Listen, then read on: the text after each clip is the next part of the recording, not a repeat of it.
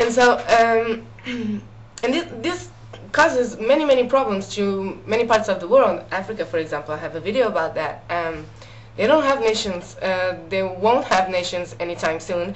They have nothing to do with that, and because of that fact, they are being fucked all over. Excuse my French. They are being fucked all over by the world, because everything in this world revolves around the nation-state model. There are new forms of association, but I can guarantee you that they are all based in functional states. The functional, the coherent, the strong state is the basis of it all. And I'm not talking about obvious cases like the EU, and it's funny you mentioned the EU, because the EU is based on nation states. It's nation states being able to transform and to reinvent themselves and readapt and etc., but based on the nation-state model. If you go to the EU site and you see the criteria that you have to follow in order to enter the EU, the Copenhagen criteria, you will easily see that those criteria are basically of having a strong, powerful, coherent, functional state. Regions where the states don't work are just being fucked over, because the nation state is the basis of it all. I'm not blah blah blah about this, but read some books and you will see what I mean. There are transformations, but they are all based on the nation state. If you don't have a nation state, a functional one to begin with, there will be no coherent transformations. I can assure you of that. Okay, the second reason is that, ironically, you're talking about globalization, but it is precisely in these times of globalization that the strongest nation states are making it better. It's very complicated to explain why that is, but basically globalization is flows of information and flows of financial, of money and investments and enterprises and blah blah blah. And what you want to do, since now with globalization, enterprises and money basically can go anywhere in the world, you want to have some advantages, so they come to you and not to your neighbor. And in order to build those advantages, right now you need a strong nation state that can coordinate, that can educate people, that can build roads, that can everything, and that can build a common strategy for your village, your region, your country, your whatever. And it's no, it's no coincidence that China only thrived since the 80s.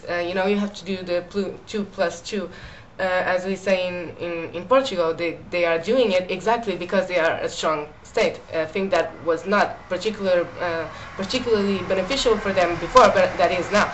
And that is why they are doing it better than India, for example, because they have a more strong and more centralized and more coherent, if you want, national state.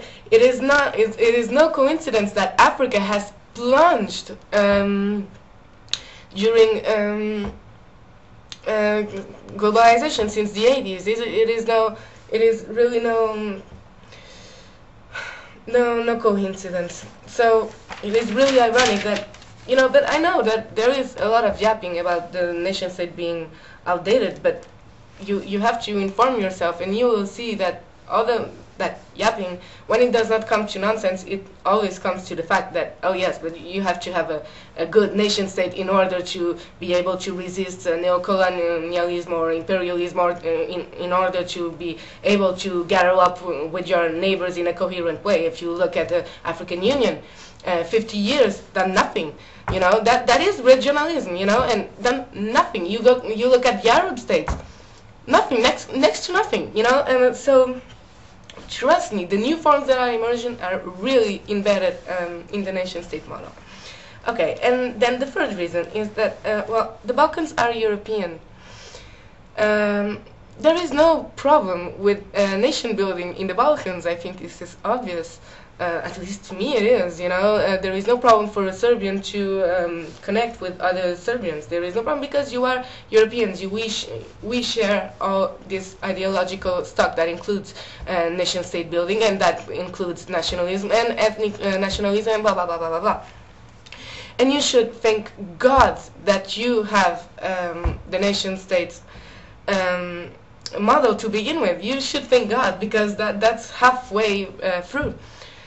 And so why go and pick up another model and try to build from scratch something that has nothing to do with your historical roots and your history, basically. When you are nation states, when you have the nation, the conceptual, the cultural background to build nation states. So I think it's just ridiculous. And finally, well, if we were to go beyond the nation-state model, I think that may I remind you that Serbia would be the first to go. You know, no more Serbian state, no more Kosovo mythology, no more Serbian pride or Serbian nation or Serbian flag or Serbian people or nothing. Nothing. I don't think you even realize what you are talking about when you say change the model from the nation state, because everything you know as Serbia would go away too. So I think it's pretty obvious that instead of being yapping about globalization and what the nation state whatever and blah blah blah is, you should try and understand what happened with the nations in the Balkans and what is happening with them right now, and how can we do to help them and to understand what's going on in order to build new paths to peace, because that is your goal, right? Peace between nations, not inventing whatever. Okay, and okay, and I'm sorry for my subscribers. It is not.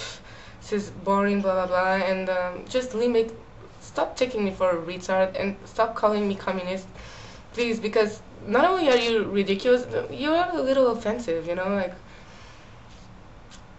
it's just stupid, you know, it's just a little low from you, I don't know, okay, but anyway, let's be friends, and have fun, and all the best to everyone.